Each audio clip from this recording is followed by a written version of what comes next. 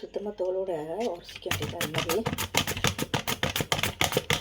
அடை செய்கிறதுக்கு பெரங்கைக்காய் அடை வேணும். நீங்களே அடை தோலோடு செய்யணும். தோல் சத்து தோலெல்லாம் விட தோலோடு செஞ்சுக்கணும். தோலையாக சீவிக்கிட்டு அது அப்படி இப்படின்னு தலைவரிக்கிட்டு சீவி கொடுத்துருவோம். உரசிக்கணும். கப்பு அளவு வந்துருச்சு. அதே மாதிரி தேங்காய்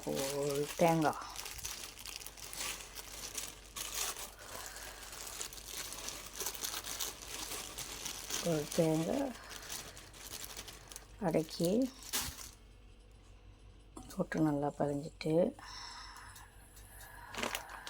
சீனி இது வந்து அரைப்பை வரைக்கும் மணல் அவ்வளோவா இருக்காது. மாவு வர காலையில் கழிஞ்சிட்டு தேவையான அளவு உப்பு கொஞ்சம் போட்டுக்கணும். நல்லா டேஸ்டியாக இருக்கும். கொஞ்சோன்னு தண்ணி ஊற்றிக்கணும். கொஞ்சம் தண்ணி ஊற்றிக்கிட்டேன்.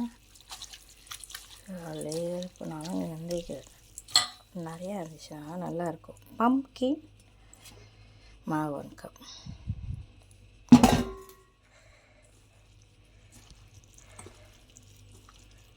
ஒரு கப் எடுத்துக்குவோம். 2 கப்பு வரும். கோதுமை 2 கப்பு. கோதுமை 2 கப்பு. பெரங்கைக்காய் உரசுனது பெரங்கைக்காய் 1 கப். தேங்காய் பூ 1 கப். சீனி வந்து அதில் அளந்தேன்னா எனக்கு அளவு கரெக்டாக தெரியும். 1 கப்பு தான் வரும். 3/4 கப்பு சர்க்கரை. ஆமாம், 3/4 கப்பு சர்க்கரை. உப்பு தேவையான அளவு.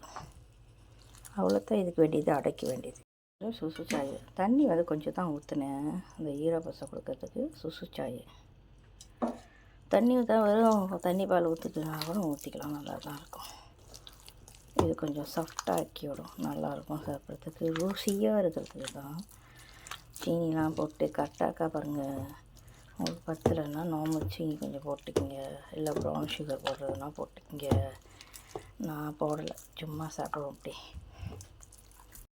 எப்போதும் தண்ணியை கையில் தொட்டுக்கணும். அப்போ கையில் இப்படி அள்ளிக்கணும். அப்புறம் தொட்டிக்கணும். அப்புறம் தண்ணியில் தட்டணும். கையில் தட்டினீங்கன்னா தான் அடை கரெக்டாக இருக்கும். அடைன்றது நம்ம கையில் தட்டணும். இது பெரங்கைக்காய் அடை. நல்லா கொஞ்சம் லேபீஸ் ஆக்கிக்கணும். ரொம்ப தடுப்பாக இருந்துச்சுன்னா முறுமுறுன்னு இருக்காது. அப்படியே சுற்றி லேசாக வெந்த கையோட மெதுவாக பார்க்கணும். அப்படியே மெதுவாக திருப்பி விட்டுருணும். அவ்வளோதான். நல்லா அமுத்தி விட்டுட்டு நெய் தடவிக்கணும். நான் இந்த நெய் பாய்க்கிறேன். இந்த நெய் வேணால் போட்டுக்கிங்க, வாசமாக இருக்கிறதுக்கு. நெய் போட்டு திருப்பி சுட்டு எடுத்துக்க வேண்டியது. அவ்வளோதான். அடை வெரி ஈஸியில் என்ன போடுறீங்கிறது உங்களை பொறுத்திருக்கு. ஆனால் தேங்காய் பூ யூஸ் பண்ணால் தான் வரும். அப்போ தான் ருசியாக இருக்கும். பெரங்கைக்காயில் செய்யலாம், கேரட்டில் செய்யலாம், பீட்ரூட்டால் சுடலாம்.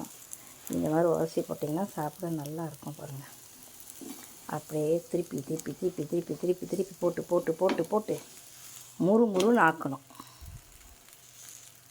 அதாவது ரொம்ப அனல் வேகமாக இருக்கக்கூடாது. நடுத்தரமாக வச்சு சுடணும். லேசாக வாட்டி ஐஸ் போல் வச்சுட்டிங்கன்னா தேவைப்போ கூட சுட்டு சாப்பிட்டுக்கலாம். ஆனால் கீழே தான் வைக்கணும். திருப்பி போட 2 பக்கம் நல்லா வெந்துருச்சா எடுத்துருவோம். அப்புறம் திருப்பி தண்ணியில் தொட்டுக்கணும். இல்லாட்டினா கையில் ஒட்டிக்கும். ஒட்டலை பார்த்திங்களா, ரொம்ப ஒட்டக்கூடாது. அப்புறம் தண்ணியில் தொட்டுக்கணும். மாவு ஒட்டாமல் இருக்கிறது. இந்த இதில் கூட செய்யலாம். சக்குன்னு அடைனா கையில் தட்டினா தான் அதுக்கு பேர் தான் அடை. நம்மளை ஏமாற்ற முடியாது. கையில் தட்டினா ஒட்டிக்கிட்டு ஏமாற்ற முடியாது. சரிங்க, எப்படி இருக்குது? ஓகே, இவ்வளோதான். அடை ரெடி ஆகிடுச்சு பாருங்க. எல்லாம் முறுன்னு இருக்கும். ஓகே, இன்றைய காலபசர அடை. இந்த அடை பேர் வந்து பெரங்கைக்காய் அடை. இந்த பெரங்கைக்காய் உரசி தான் செஞ்சது. காஃபி ஊற்றுறேங்க.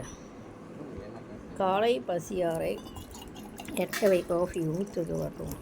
போதும், ரொம்ப ஊற்றணும். காலை வணக்கம், குட் மார்னிங். பசிரியாச்சா? இன்றைக்கி அடை சூடாக இருக்குது. பரங்கிக்காய் போட்டு செஞ்சது. 10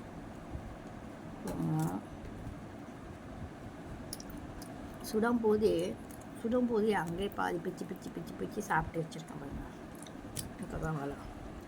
சுடும்போதே நம்ம பாதி சாப்பிட்டோம். பசிக்கும்ல, சும்மா சாப்பிடலாம். கறிலாம் தேவையில்லை. என்ன ஸ்வீட் ஆல்ரெடி இருக்கேன். காஃபி சூடாக வச்சுட்டு சாப்பிடலாம்.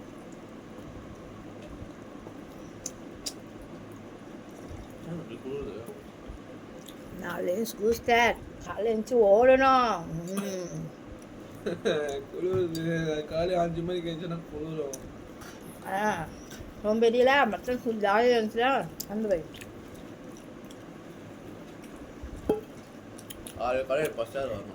காஃபியில் வந்து ரொம்ப கோபி போட மாட்டேன். என் பேருக்கு லிமிட்டை காஃபி கொஞ்சமாக